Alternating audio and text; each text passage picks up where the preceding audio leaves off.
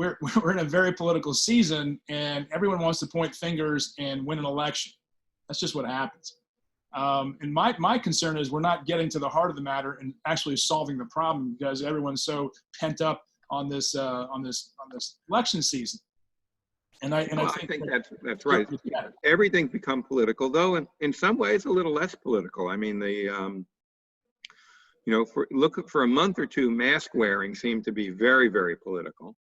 But we saw some surveys yesterday that now basically show, 75% of Americans say they wear them all the time when they go out to a store, and 14% say they wear them most of the time. So that's become a little less political. Now it's been, it's down to about 10 or 12% of people who are, making a statement, where most people have now begun to wear them.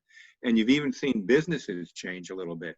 For the first couple of months of the pandemic, if you went into a store, they basically told you had to wear a mask because of order of the governor or order of a elected official.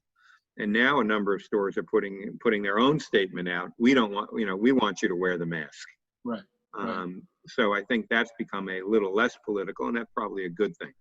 Well, it's definitely become more culturalized as this has spread. I know here in Henrico County, right down the street, where we had one of the nursing homes that got smacked pretty hard. I was staying away from the local grocery store that was closest to that, because I didn't, it was a matter of proximity, right? It was like the closer you got to it, the more likely you were probably going to get to it. But the masks I also saw was somewhat economic with respect to less affluent people being able to have access to masks on a regular basis. They weren't necessarily readily available, especially in rural areas where they're socially distant anyway. So there was a supply chain problem there too. Is that something that data is showing as well, that it was also economic in reality for some people?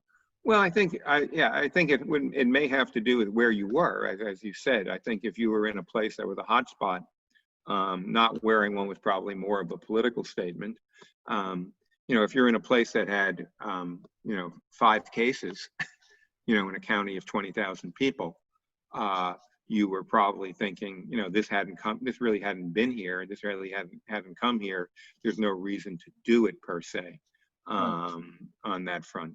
Henrico County, I might mention, is a county that actually, had a fairly strong leap forward very early in terms of the numbers because of the long-term care facilities that recently their numbers have been down very considerably.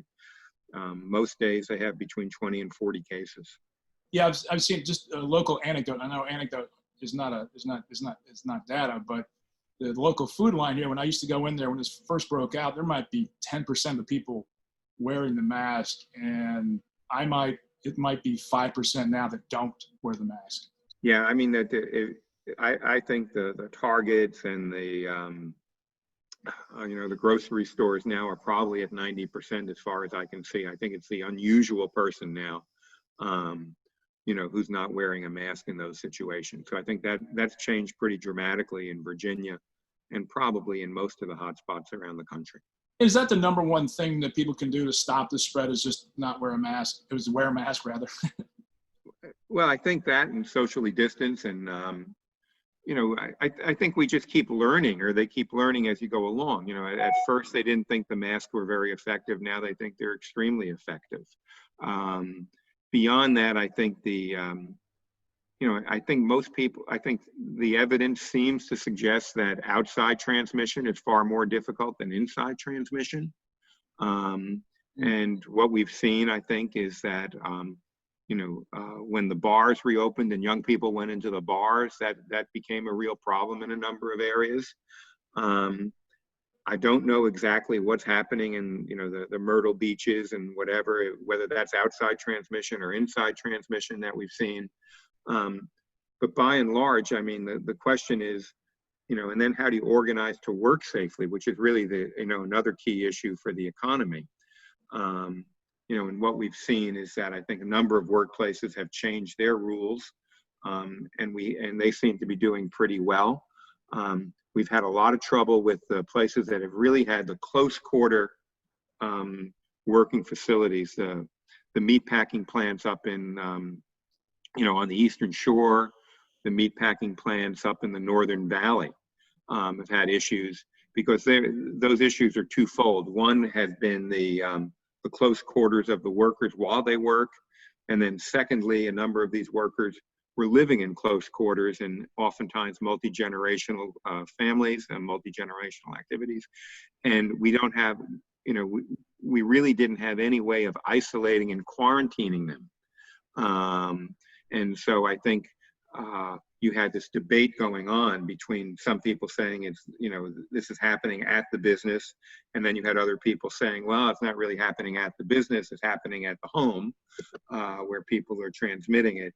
I found that to be like a kind of fruitless debate because what you'd want to do is improve both situations. Right. You'd want to make sure that you find a way to, ensure that the business is safer, and at the same time, you needed better community public health activities that could communicate and provide the opportunities for isolation and tracing simultaneously.